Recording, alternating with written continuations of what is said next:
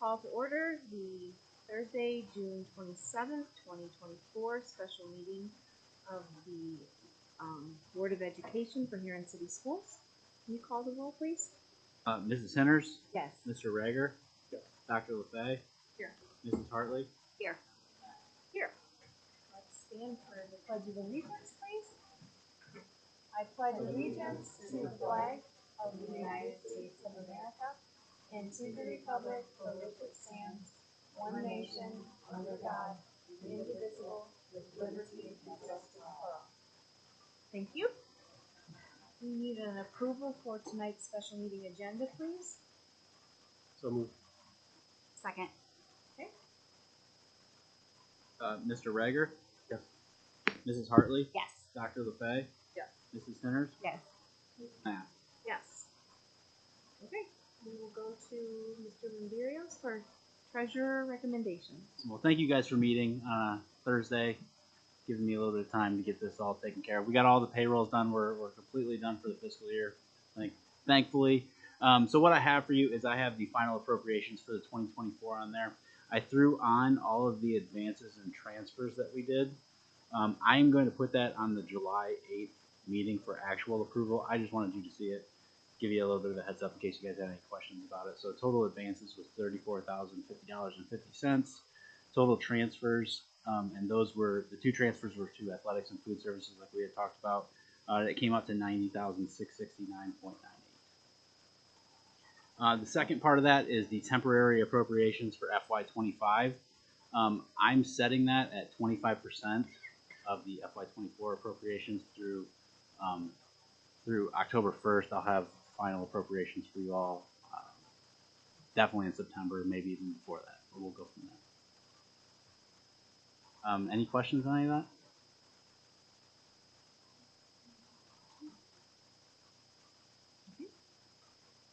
Is this an action item? Yes, this is an okay. action. Okay.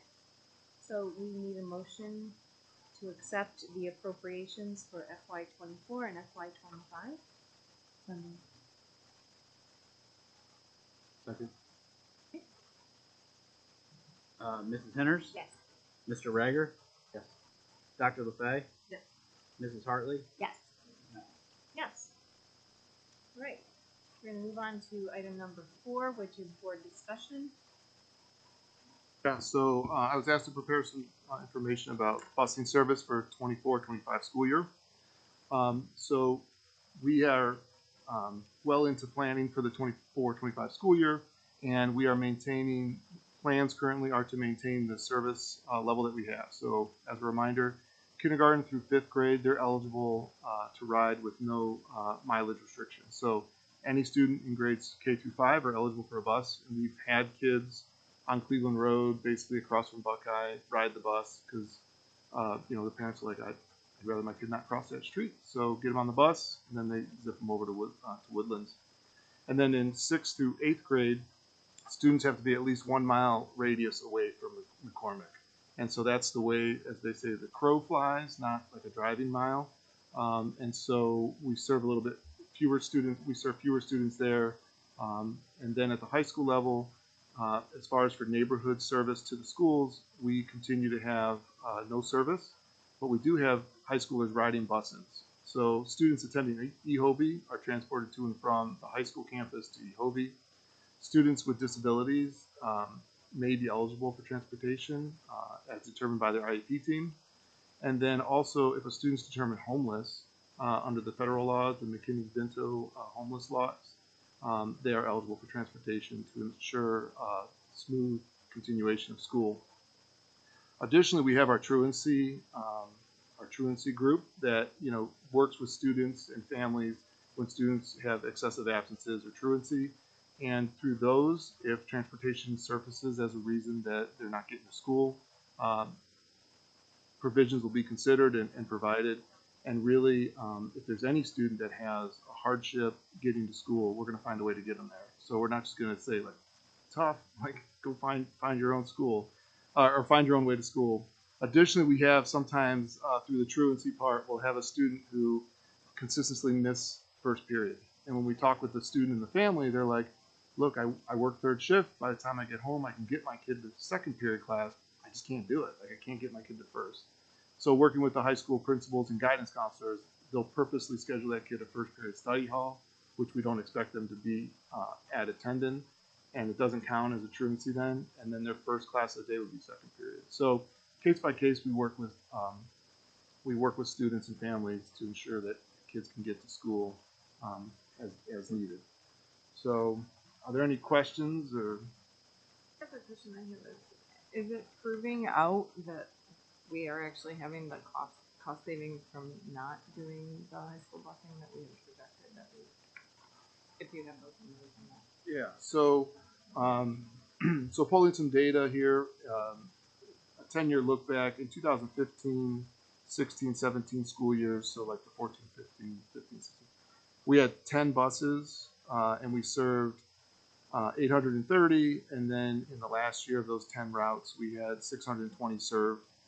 In 2022 and 2023, we had 7 bus routes, and they were serving about 335, 349 students. Last year, when we had a bus driver resign 2 weeks before school started, we consolidated routes, and we did that morning as a single tier. So we pick up everybody in the morning, and then in the afternoon, we pick up the middle schoolers, drop them off quickly, and then we go back to Woodlands, grab those kids. So it's like an afternoon 2 tiers. So I call it a hybrid. But we have 6 routes now, so 5 gen ed routes and then 1 special ed. And this year we served, not student served, I'm sorry, total miles driven. So this year, a daily mileage count, an average mileage count was 322 miles a day. Back in 2015 and 16, that daily mileage was like 830, 740, 794. So we've saved, obviously, a route equals a driver. So we've saved on those personnel costs, but then also the mileage comes with wear and tear and fuel for the bus. So we're saving on those. But an exact like dollar amount, I don't have that. Yeah. So, and then this year that we just finished, talking with Chad and the bus drivers, of the 5 routes that serve typical peers, in 8th grade there was a total, as far as students who consistently rode, so students who rode 4 or more days a week, there was a total of 38 students out of the 89 total students in 8th grade. So 38 students were consistent riders, and as they move into 9th grade, we'll monitor their attendance in school, and the principals will work with families that say, hey, I'm struggling to find a way to get my kid to and from school. So whether they say, you know, we can give you a list of local, like, neighbors that are in the area to see if they're interested in helping, or other creative ways, you know, we'll find a way to get kids to school. This senior class would be the first class that were freshmen when the district eliminated high school busing. And when that happened, we didn't see a significant increase in truancy or attendance issues. Again, I think because proactively the buildings are working to meet the needs of kids and find ways to work with them. And I would say that if there's a family with a true hardship in getting to and from school, they should contact my office, and I'll work with the principals and the transportation to figure out a way to make it work. So it might be we can get them to McCormick, and then they have to walk over, so they need a first period study hall, or some other option like that.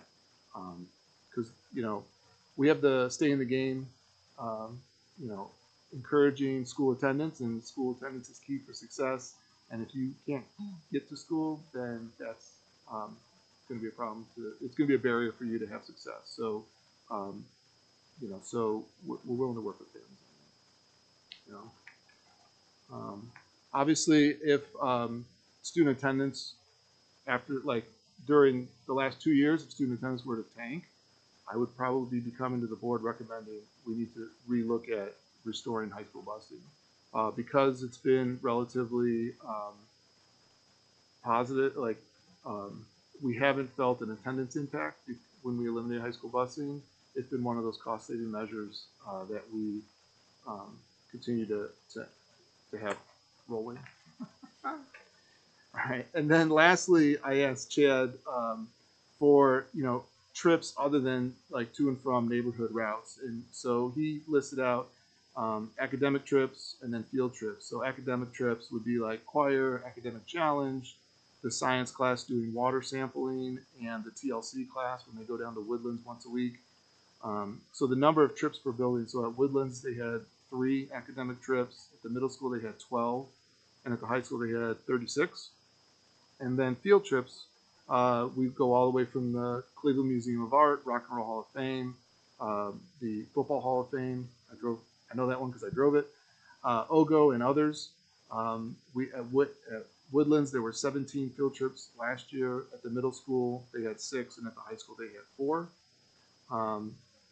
Doing a calculation of dollar per mile and plus the typical driver's cost, he was able to calculate a total cost for field trips and academic trips of $15,744. So that's an additional cost.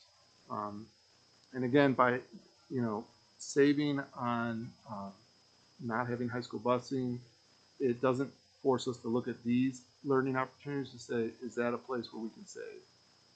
Every day our buses get more miles. Every year they get another year older. We do have a replacement schedule for buses. Bus 1 with the special ed lift was the most recent replaced. And then I think we have one in next year's forecast. If the forecast drives us to extend that, then we will. But some of our buses are over 200,000 miles and over 17 years in age. So just, yeah, wear and tear starts to take on there. Any other questions?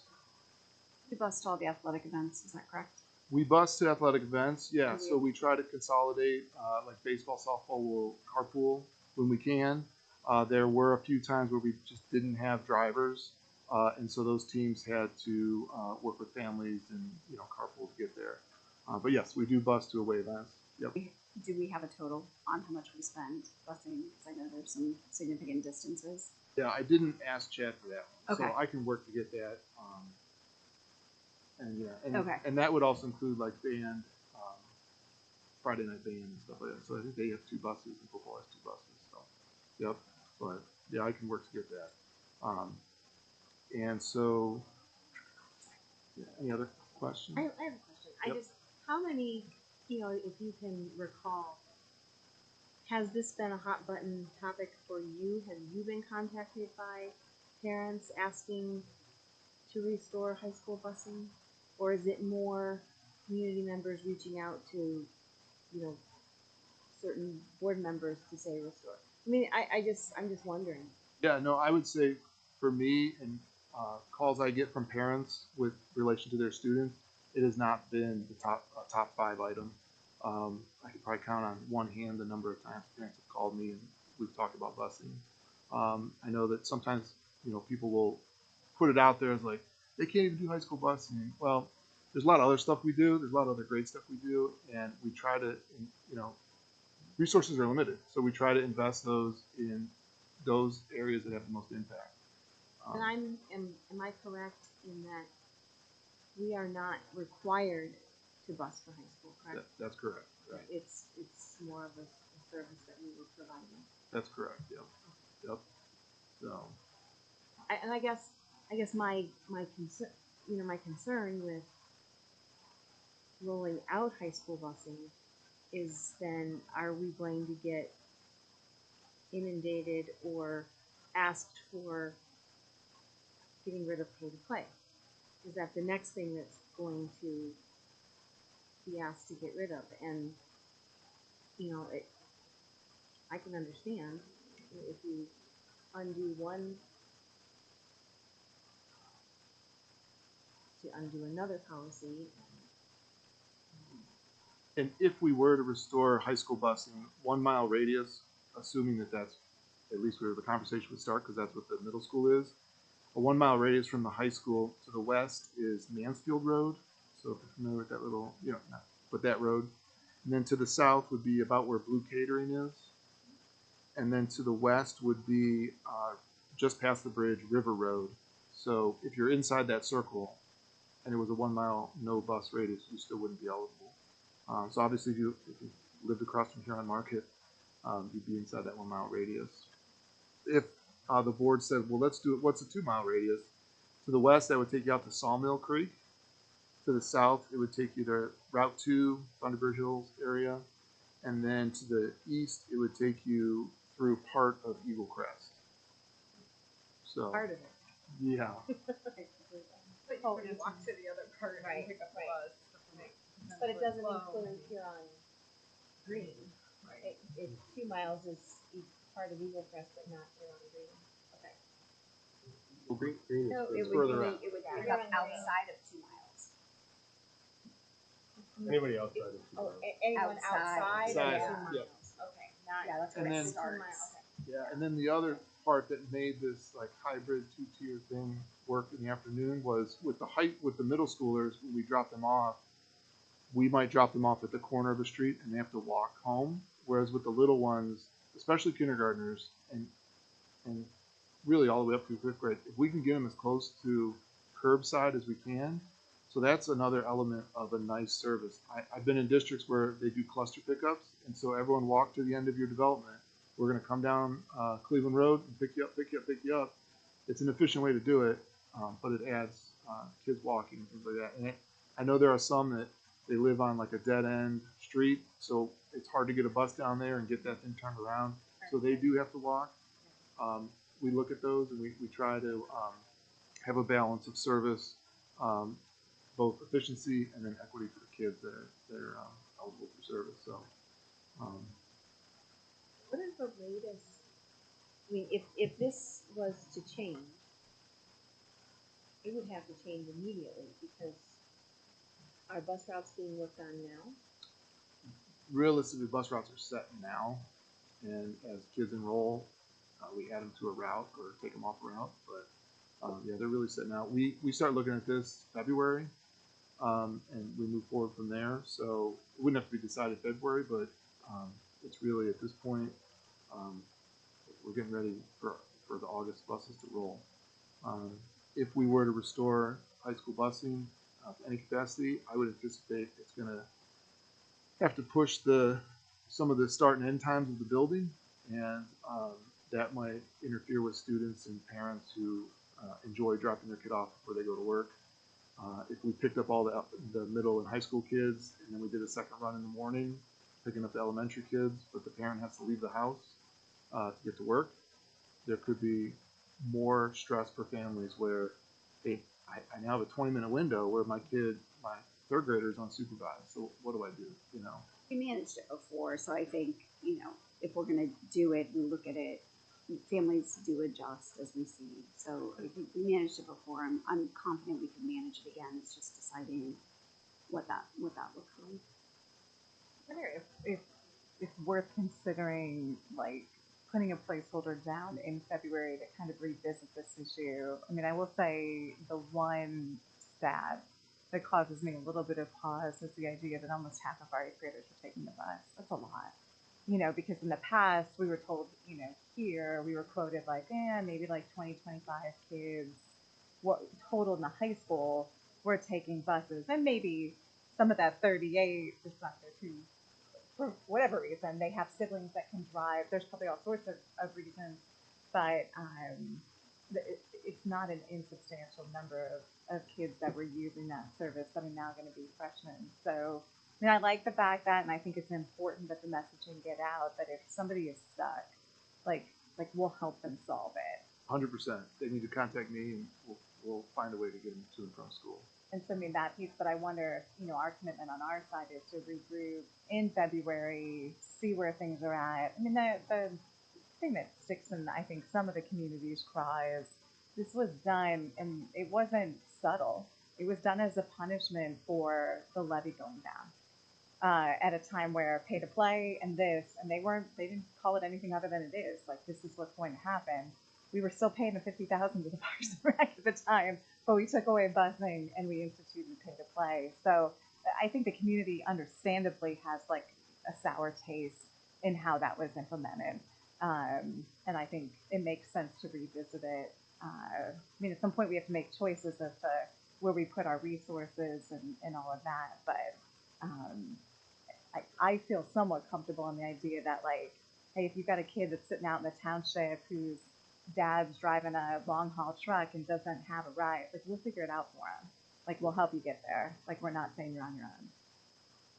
Realistically, as we're talking about facilities, and we talked about like the traffic flow and like where if we're going to stay in the city, it's going to impede traffic somewhere. If we're concentrating everybody at one campus. You know, so I think trying to drive maybe in advance of the building, whatever that looks like, encouraging bus routes so that if we can offload more people to be on buses, it's going to reduce the car flow, even maybe for some high schoolers, you know, like colleges, right? You're not allowed to have a car for the first couple years on campus because they just can't handle all of that. So would that help reduce some congestion, potential accidents in the parking lot? Not that that ever happens, but just you know, I could see other benefits too for our bigger plan for how do we flow on and off campus and how do we impact the community. And student safety, I think, could be just some things to consider too. Right. Yeah, for sure. And I think again, like whatever the board wants to do as far as service or experiences for kids, we'll make happen. I think circling back to it in February would then give us the time to effectively plan it for a rollout in the 26, 27. Wow, that's scary. 25, 26? Yeah, but Yeah. thanks. Yeah, 25, 26. Yeah, that's the year. But also see how that transition happens from middle school to school next year, having a lot more calls. And if we can capture the data to, you know now to capture this kind of data so that for February, you know, we'll have an idea of what.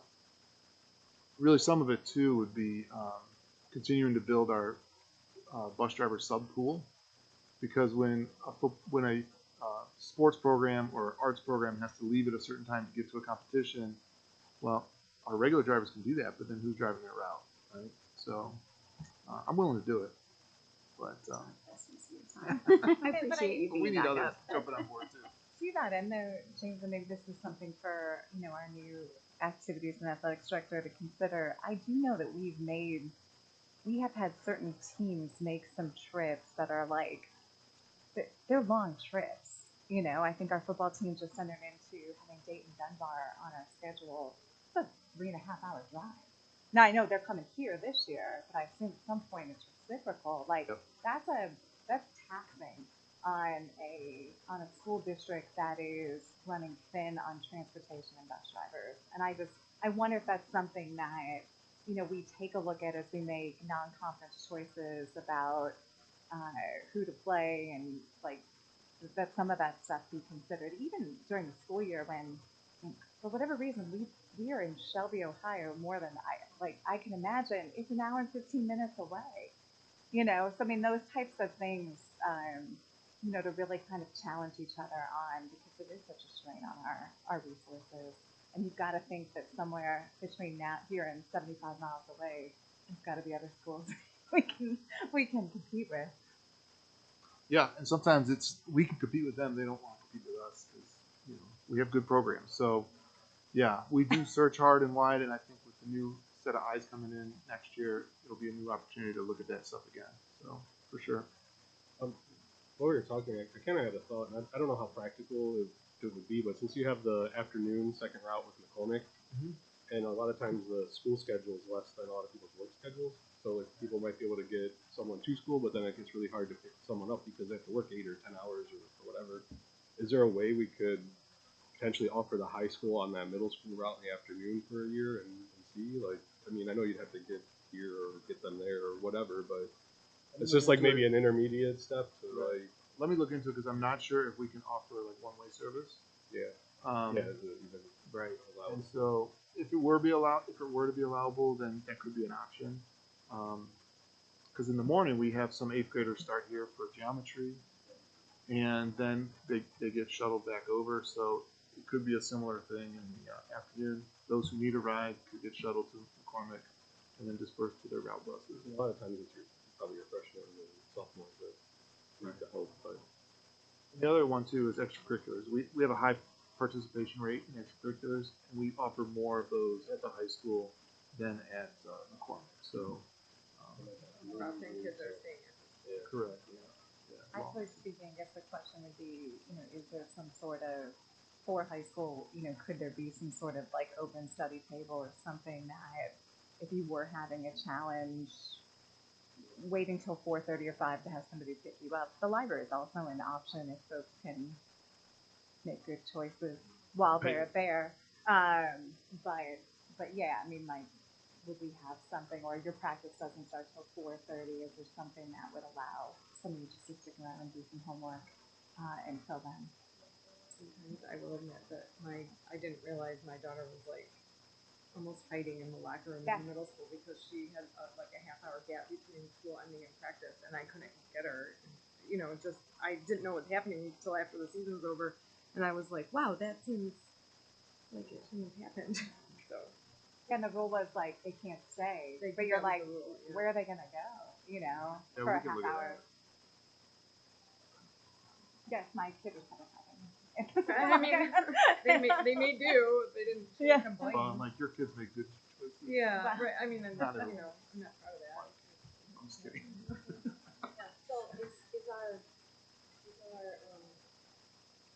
choice to table this to February of 2025 and see? I think so, and I would say, you know, if anybody gets approached in the community in the interim, then make sure we send them to, let them know that they're not, that there's something else. Him or somebody in their welcome, like end of summer letter can, you know, make a little mention of that. Not necessarily a sales pitch, like, hey, bring up science, but to kind of acknowledge that this is a change and maybe what you're used to. And if you're in a pinch, you know, we can Some of these ideas, like how do you span those gaps? Is the afternoon only if you're allowed, or something by the start of the year or something? Move on to item B. Okay. So yeah, other operations, since we're together, I just wanted to remind the board, because I'm doing it myself, summer's the time where the class of 2025 starts thinking about senior pictures and other items like that. And my wife in my community, she's like, we're going to use this photographer. I'm like, well, why? He has better access to one of the facilities that we want as a backdrop. I'm like, okay. So I would just say, like, if any family has interest in using any of the school spaces, there's a like facility use form that they fill out, give to the principal, and he approves it. So it's available to any student. We wouldn't charge them for that. Ideally, you know, as they come in, we might be able to like cluster them to, okay, this day from this time to this time. But you know, if there's that special picture that somebody wants in the gym or whatever other space that, you know, has been their place for the last 4 years, we want to make sure that they know that there's a process for that. Do photographers have access to this process? Like they know there's a process? Yep. Yeah. So if they're just trying to sneak in, we tell them no. You need to fill out a form so we know who you are and what you're doing. But yeah, there's a process for that. So just reminding everybody of that.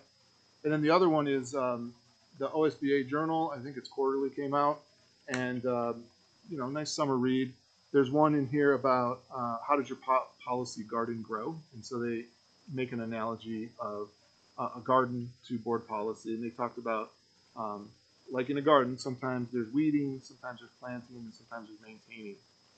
So as we continue to work through the Stacy and I, and then others based on the policy, as we continue to work on policies, quarterly OSBA sends us, here's updates that you need to be doing. And we're diligent about doing those updates, reviewing them. There are times, though, that there's other policies, you know, specific to Huron, specific to our needs, that we should, you know, OSBA isn't sending us, but we should probably pause and say, is this policy still working for us? Is it still working for us as written? Should we make changes? Should we make revisions? So I just found that article interesting, and I helped me reflect. And you know, as in July, there'll be some of those quarterly policies that come up. There'll also be two others that I think are appropriate for the board to talk about, and either just confirm, yeah, this makes sense and this is right for Huron, or you know, no, we need to talk about it more. One would be the distribution of materials in the schools, and really, so what that looks like and how that functions. and then the other would be release time for religious instruction. So at the July 8th meeting, those will be for a first reading there for discussion. So What is distribution of material? like flyers. So like if the Boy Scouts want to, us to send out their flyer, that's, if the Boy Scouts want to send out their flyer about Derby Day, where they do little race cars. Last year and the last 2 years, we've been saying, give us a digital copy and we'll send it out in the Thursday community flyer section. So it's once a week. Parents don't get inundated with emails all week long. And it's a specific email about here are community events or activities or organizations that asked us to pass it through. And for me, I also think it gets to the audience that the sender wants to read it, right?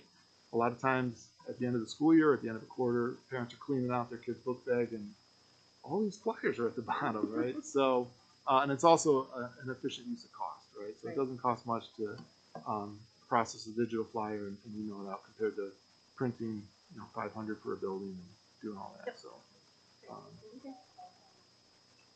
yeah, so that is one that OSBA has recommended for us, and so we'll talk about that in July.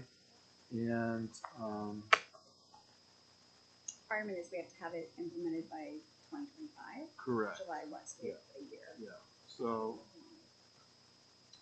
as a preview, I'm not really ready, but OSBA is offering kind of two options. One is more like that 20,000 foot view of cell phone policy, and then underneath it, superintendent and administrators will create administrative guidelines that go in the handbook. The second option spells out a lot more detail in the policy. So the board will be able to discuss, like, do we want to stay with that 20,000 foot view, or do we want to get drilled down in the policy? Because it doesn't have to be in place till 2025, either option could work. Ultimately, my goal, though, is when our district tech committee meets again here starting in the fall, also when the superintendent student advisory council meets, and other opportunities for parents too, I want to get people's input. So it could be we set the policy with that 20,000 foot view one, and then the administrative guidelines are what people are getting input on, which is what we did for the dress code. Or it could be, no, we want to get a very detailed policy, and so we won't approve any policy until we get that input from stakeholders. So you can go either way, really. I'll send you, there was an email this morning through John Haidt, who wrote The Anxious Generation, tying the smartphone use and then social media and the impacts. And he sent out, it was just this morning, and it was a researcher who wrote about how do you engage your community in this conversation, the students, the parents, the community, recognizing the burden for administrators, the teachers, and so I'll send it to you because I thought it was really timely. Yeah, sure. Yeah, because it was timely. It was an example of what they did that they found I successful. think conversations have to happen because, like, absolute no phone ever doesn't seem reasonable to me. Part of the curriculum now. I mean, some kids use it. Yeah, So there's that, it's but there's big. also like It's a big it impacts a lot of there's people. also like It's a lot. safety Yeah. issues, right? So Yeah, if building and the they talk lockdown, about the all parent that. wants to talk to their kid. Yep. They should be able to do that. I think they should be able to do that. So it's to me also it's more of like a carrot than a stick, right? Like I don't want to hammer kids on like put your phone away or you're getting his attention. I'd rather teach them appropriate times to use it and appropriate times not to use it. Because when they go out in the real world and they're working or they're in like a social setting, they need to know appropriate times to use it and appropriate times not. And, talking with others are like, well, they get fired. And I'm like, right. I'd rather they avoid getting fired. The other one too is like they're walking down the street and they're not paying attention to their surroundings and they're paying attention too much to their phone. That could be a safety issue. So I'd rather we focus on teaching kids appropriateness of use than just absolute no's. But that's my personal. The book is worth checking out. Yeah, that'd the be data good. is pretty overwhelmingly strong about the detrimental impacts to the developmental stages of the kids, and especially at these two chunks, one for girls and one for boys, and it's a lot. Yeah. I think the challenge when you're doing a policy though is you want to create policy that you want free, be practical. So it needs to have like enough. It should say something, otherwise I don't know why it's in there. right? But if it's so prescribed, and we've seen that with the athletic policy and like, I don't know, cigarettes, like sometimes you'll be like, and the first time, this is what happened, and the second time, this is, and you're kind of like, man, we maybe want some flexibility depending on the circumstances. If I pull my phone out in the middle of a test, that might be different than if I'm out in the middle of the hallway checking it between classes, something like that. So I think that's where sometimes finding like the policy is maybe a little bit more general, and then entrust on like administrators to, and it gives them a framework to administer, makes more sense than having something so prescribed that it doesn't, federal sentencing guidelines, and there's no judgment or discretion, involved. The two thoughts I have when I was reading it, one, too, is like, I think of how we talk about like our tobacco-free campus, and it seems like we're almost treating, in some ways, this like a health hazard.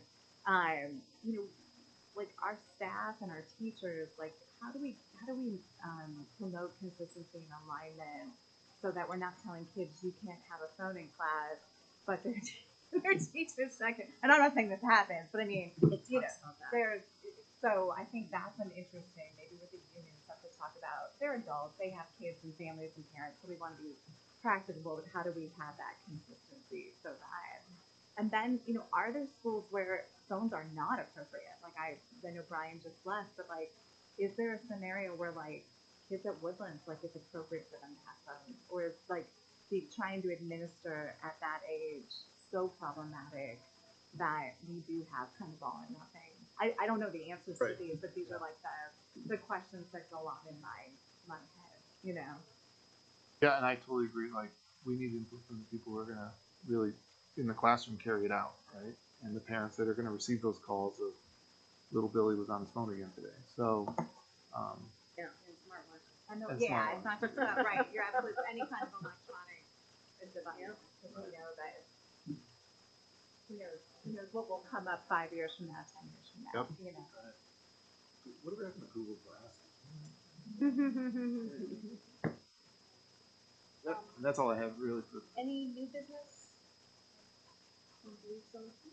All right, we are gonna have a very brief executive session with just the board. And,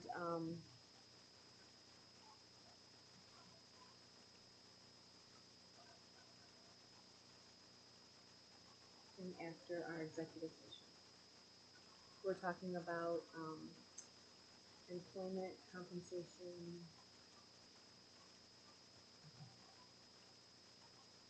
I move we go into executive session to consider the appointment, employment, and or compensation of a public employee and to review a tentative collective bargaining agreement.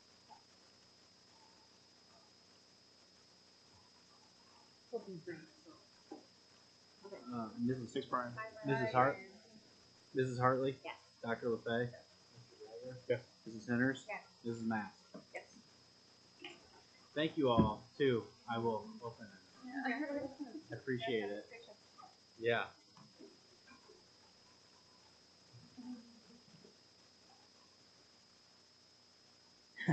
Thanks.